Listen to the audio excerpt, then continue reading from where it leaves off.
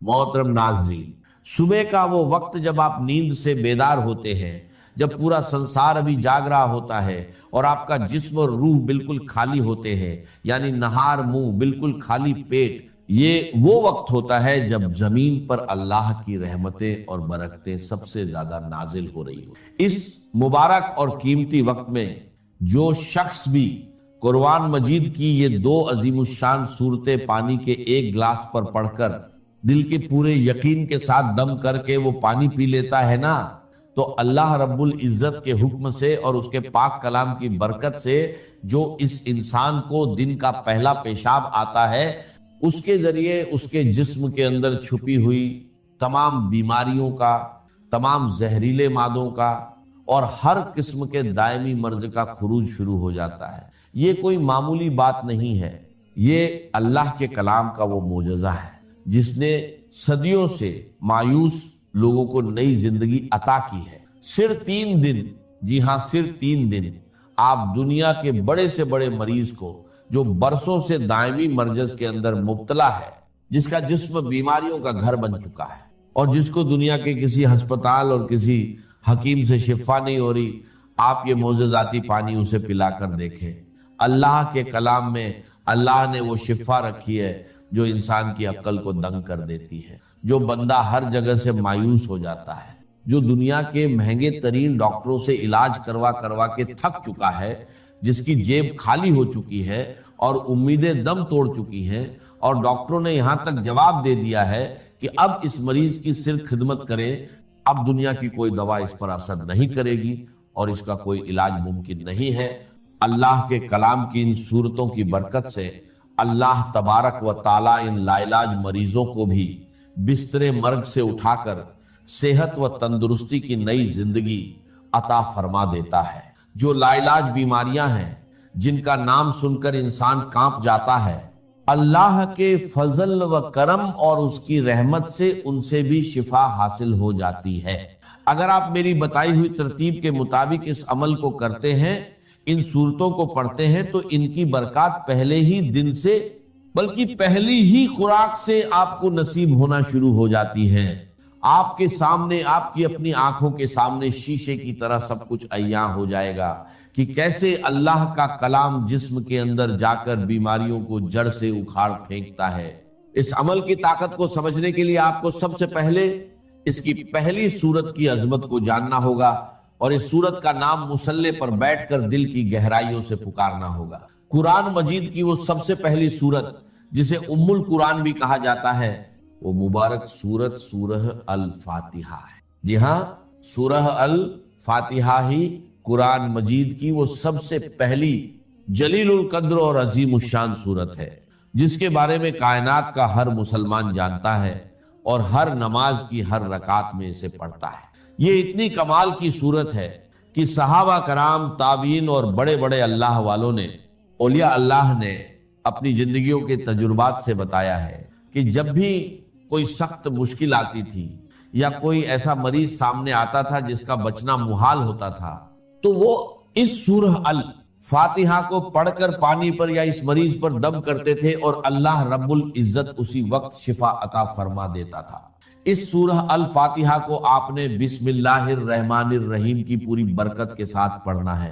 ये वो सूरत मुबारका है जो मक्का मुकर्रमा और मदीना मुनव्वरा दोनों जगह नाजिल हुई, यानी ये कुरान पाक की वाहिद सूरत है जो 2 बार नाजिल हुई है। आप खुद अपनी अक्ल से सोचें कि इस सूरह अल फातिहा का मकाम, इसकी फजीलत और इसकी अहमियत अल्लाह की नजर में किस कदर ज्यादा होगी कि अल्लाह ताला इसे 1 बार नहीं बल्कि 2 बार नाजिल फरमा रहा है। किसी भी कलाम की अजमत का पता हमेशा कलाम करने वाले की अजमत से लगता है। इस यूनिवर्सल कायदे की बुनियाद पर अगर आप अंदाजा लगाएं तो कुरान पाक एक ऐसा मुअज्जम, मुबीन और लारैब कलाम है कि पूरी कायनात में इसके मिसल किसी इंसान, किसी जिन या किसी मखलूक का कलाम हो ही नहीं सकता, क्योंकि ये किसी इंसान की सोच नहीं, ये खुद कायनात के खालिक और मालिक का कलाम है। इस कलाम रब्बानी में दुनिया और आखिरत के सारे उलूम, सारी हिकमतें और जिस्म व रूह की तमाम बीमारियों का इलाज मौजूद है। ایک بہت بڑے ہسپتال کے ڈاکٹر خود بتا رہے تھے کہ ہمارے آئی سی یو میں جہاں مریض زندگی اور موت کی کشمکش میں ہوتے ہیں اور وینٹیلیٹر پر پڑے ہوتے ہیں، وہاں ہم نے ایک تجربہ کیا کہ قرآن مجید کی ان سورتوں کی تلاوت کو، خصوصاً سورہ الفاتحہ کی تلاوت کو ہلکی آواز میں چلا دیا۔ آپ یقین کریں کہ صرف اس کلام کو سننے کی برکت سے اللہ تبارک و تعالیٰ نے ان مریضوں کے دل کی دھڑکنوں کو ترتیب دی اور ان کو ایسی شفا عطا فرما دی کہ جو میڈیکل سائنس کی تاریخ میں ایک معجزہ بن گیا۔ اب اس عمل کی مکمل تفصیل، اس کا طریقہ کار اور اس کی ترتیب کو اپنی زندگی کا سب سے قیمتی سرمایہ سمجھ کر بہت زیادہ توجہ اور دھیان کے ساتھ سماعت فرمائیں۔ یہ وہ صورتیں اور وہ وظیفہ ہے جو ساری زندگی آپ کے کام آئے گا، آپ کے بچوں کے کام آئے گا اور آپ کے گھر سے بیماریوں کا ہمیشہ کے لیے خاتمہ کر دے گا۔ بس آپ نے اس کی ترتیب کو اچھے طریقے سے ذہن نشین کرنا ہے اور اسی کے مطابق عمل کرنا ہے، بالکل ایک لفظ بھی آگے پیچھے کیے بغیر اور بتائی گئی تعداد اور عدد کی بھی کمی بیشی کیے بغیر آپ نے اسے پڑھنا ہے، کیونکہ وظائف میں تعداد کی وہی اہمیت ہوتی ہے جو کسی تالے کو کھولنے کے لیے اس کی چابی کے دندانوں کی ہو۔ تو سب سے پہلے آپ نے اس عمل کے شروع میں پورے دل کی عاجزی کے ساتھ 7 مرتبہ درود پاک پڑھنا ہے۔ آپ درود ابراہیمی بھی پڑھ سکتے ہیں اور کوئی سا بھی چھوٹا درود پاک جو آپ کو یاد ہو وہ پڑھ سکتے۔ اس کے بعد آپ نے بسم اللہ الرحمن الرحیم کے ساتھ سورہ الفاتحہ کو پورے 40 مرتبہ پڑھنا ہے۔ یاد رہے کہ ہر مرتبہ پوری سورت بسم اللہ کے ساتھ پڑھی جائے گی، یعنی آپ نے ہر بار پڑھنا ہے بسم اللہ الرحمن الرحیم، الحمدللہ رب العالمین، الرحمن الرحیم، مالک یوم الدین، ایاک نعبد و ایاک نستعین، اہدنا الصراط المستقیم، صراط الذین انعمت علیہم غیر المغضوب علیہم ولا الضالین، آمین۔ جب آپ 40 مرتبہ اس طرح پوری سورہ الفاتحہ کو مکمل کر لیں تو اس کے بعد آخر میں پھر سے 7 مرتبہ وہی درود پاک پڑھنا ہے جو آپ نے شروع میں پڑھا تھا۔ یہ عمل آپ فجر کی نماز کے فوراً بعد مصلی پر بیٹھ کر کر لیں، یا اگر کسی وجہ سے فجر کے وقت نہ کر سکیں تو فجر سے پہلے تہجد کے وقت بھی کر سکتے ہیں۔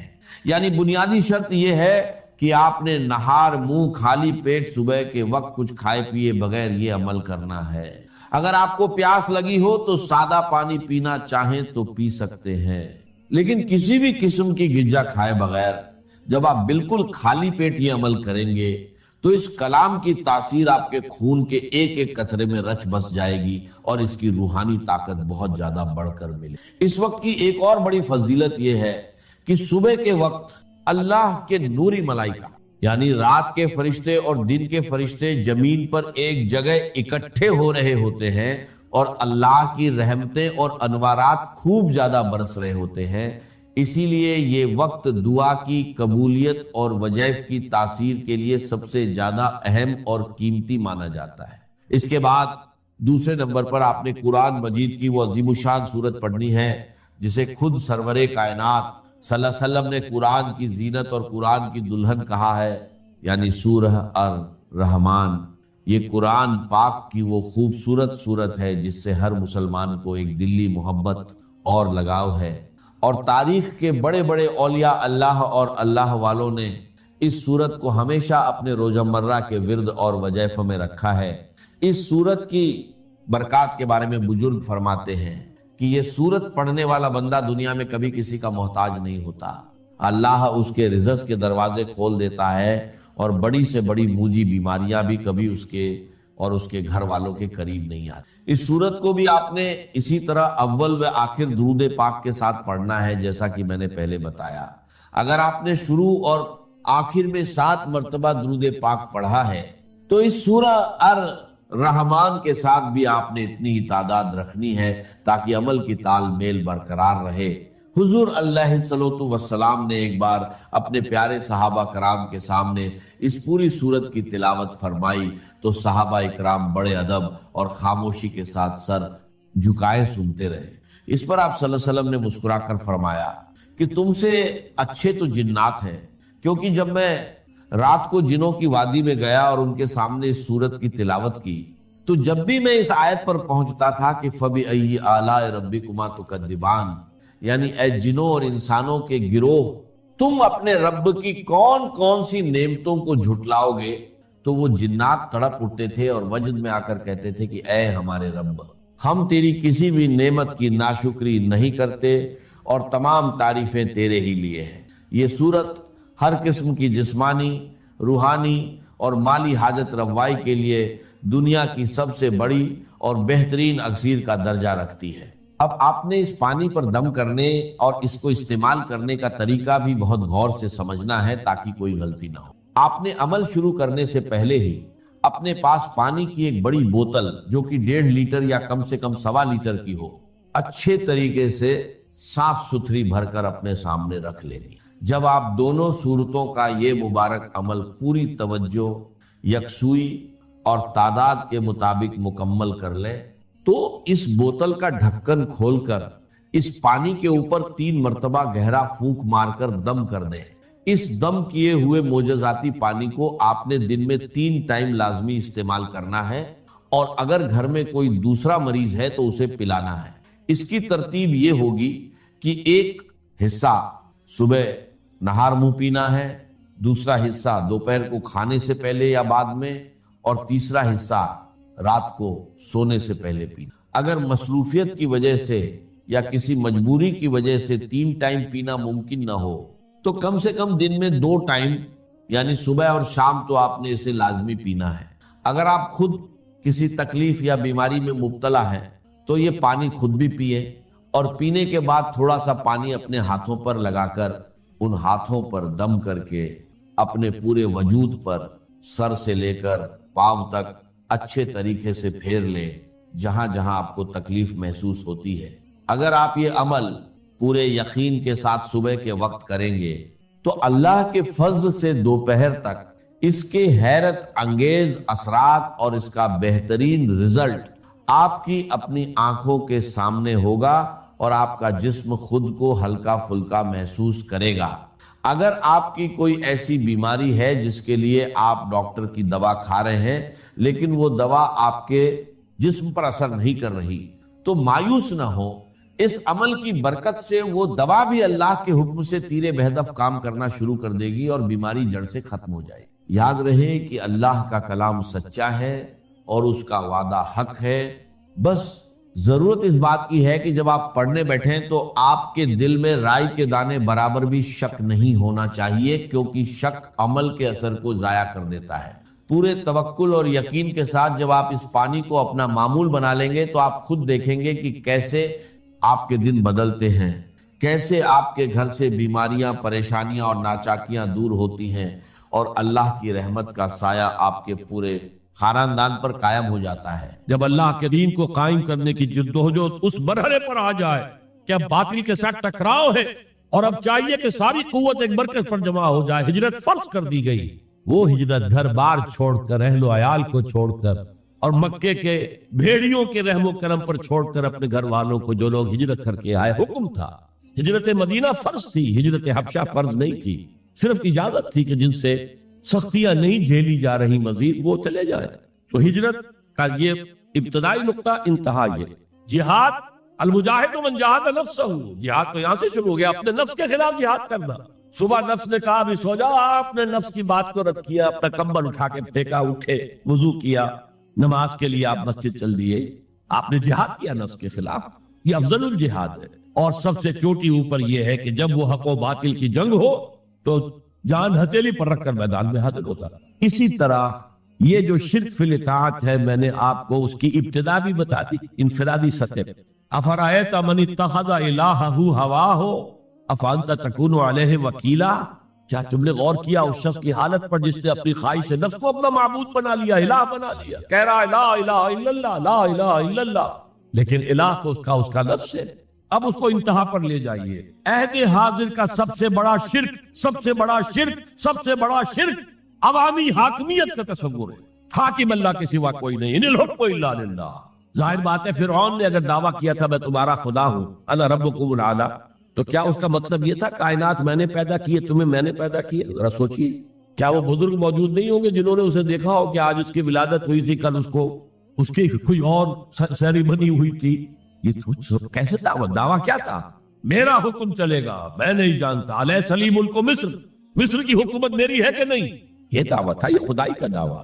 کسی زمانے میں وہ فرد ہوتے تھے، نمرود ہوتے تھے، نماردہ فراعنہ. جمال عبد الناصر نے نعرہ لگایا تھا نحن ابناء الفراعنہ، بڑے فخر کے ساتھ ہم فرعونوں کی اولاد. اور صدام نے لگایا تھا نعرہ نحن ابناء النماردہ، ہم نمرودوں کی اولاد. عراق کے بادشاہوں کا لقب نمرود تھا اور مصر کے بادشاہ فراعنہ تھے، فرعون تھے. زمانے کا جب ارتقاء ہوا ہے اور اس میں فیصلہ کن کام جو ہے وہ حضور نے صلی اللہ علیہ وسلم، جب حضور کی حیات طیبہ کے بعد خلافت انفرادی سے اجتماعی ہو گئی. جب تک نبوت جاری تھی نبی ہی خلیفہ ہوتا تھا. اللہ اس کی ہاٹ لائن اللہ کے ساتھ وحی کی لگی ہوئی ہے. ادھر سے حکم آتا ہے وہ امپلیمنٹ کرتا ہے، جہاں اس کا حکم نہیں ہے وہ اپنا بیسٹ ججمنٹ استعمال کر کے فیصلہ کرتا ہے. یہی ہے وائس جیرنسی، یہی ہے خلافت. ایسنس آف خلافت یہی ہے. جیسے وائس رائے دلی میں ہوتا تھا، ہمارا بادشاہ یا ملکہ تو انگلستان میں ہوتے تھے. اب جو ہز میجسٹیز گورنمنٹ یا ہر میجسٹیز گورنمنٹ سے حکم آیا، وائس رائے اس میں کوئی تغیر و تبدل نہیں کر سکتا. He has to implement it as such. جہاں کوئی حکم نہیں ہے تو وہ مقام پر بیٹھا ہے، آن دی اسپاٹ ہے، حالات کو دیکھے اور جو مملکت اور کنگڈم کی مصلحت میں سب سے بہتر نظر آئے وہ فیصلہ کرے. لیکن حضور پر نبوت ختم تو خلافت کلیکٹیو ہو گئی، خلافت المسلمین. اگرچہ شروع میں امیر المومنین کہا جاتا تھا، کچھ عرصے کے بعد خلیفت المسلمین یہ اصطلاح جو ہے وہ عام. اسی طرح انفرادی ملوکیت کی بجائے اجتماعی ملوکیت کا تصور جو ہے شیطان نے پٹی پڑھائی.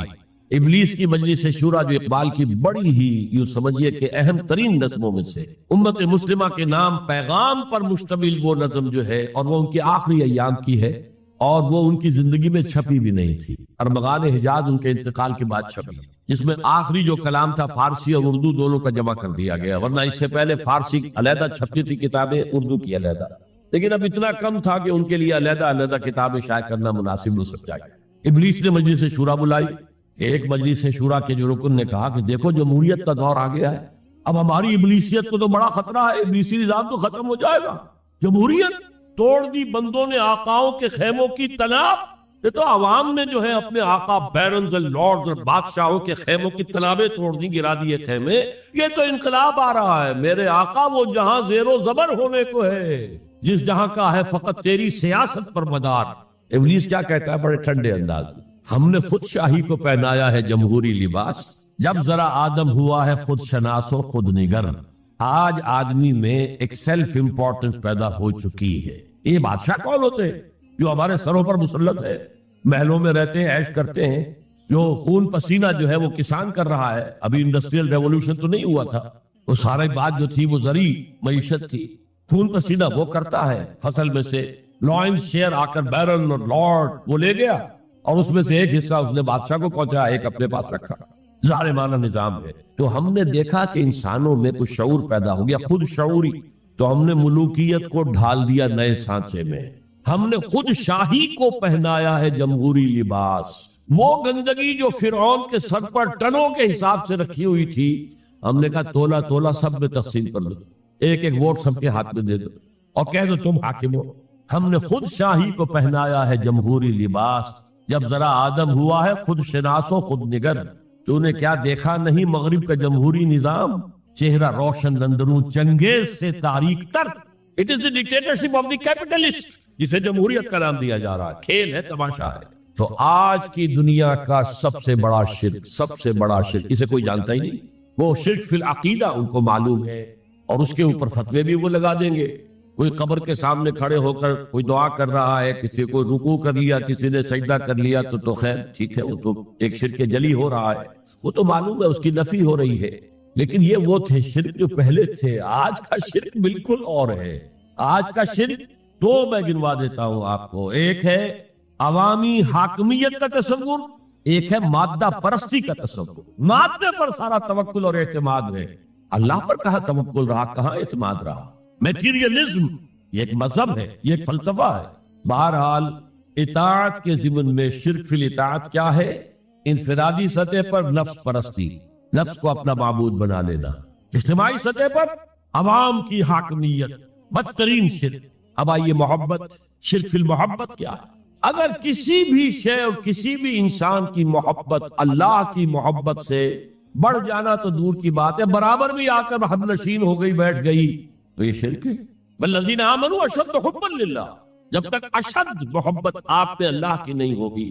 اگر کوئی اور شے محبوب ہے تو من الناس من یتخذ من دون اللہ اندادا یحبونہم کحب اللہ، لوگوں میں سے ایسے بھی ہیں جنہوں نے اللہ کو چھوڑ کر کسی اور چیزوں کو مد مقابل بنا لیا ہے، ان سے وہ محبت کرتے ہیں جو اللہ سے کرنی چاہیے تھی۔ توحید کا تقاضا ہے لا محبوب الا اللہ، لا مطلوب الا اللہ، لا مقصود الا اللہ، مقصود و مطلوب اور محبوب حقیقی اللہ کے سوا کوئی۔ اور وہ آیت میں آپ کو سنا چکا ہوں، سورہ توبہ کی آیت نمبر 24، انتہائی لرزا دینے والی آیت۔ قل ان کان آباؤکم وابناؤکم واخوانکم وازواجکم وعشیرتکم واموال اقترفتموها وتجارۃ تخشون کسادها ومساکن ترضونها احب الیکم من اللہ ورسولہ وجہاد فی سبیلہ فتربصوا حتی یاتی اللہ بامرہ واللہ لا یہدی القوم الفاسقین۔